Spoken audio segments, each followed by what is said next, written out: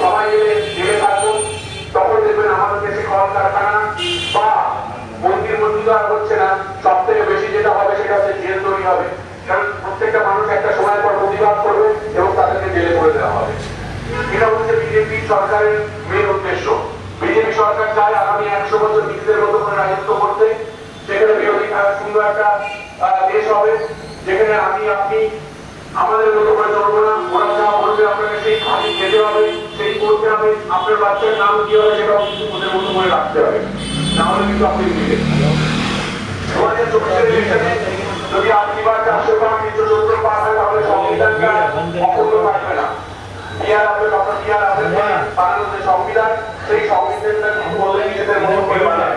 যদি আপনি মনে করেন এই দেশ, এই ভারতবর্ষ যেখানে আমরা জন্মেছি, যার নামে মানে এই দেশের পতাকা এবং এই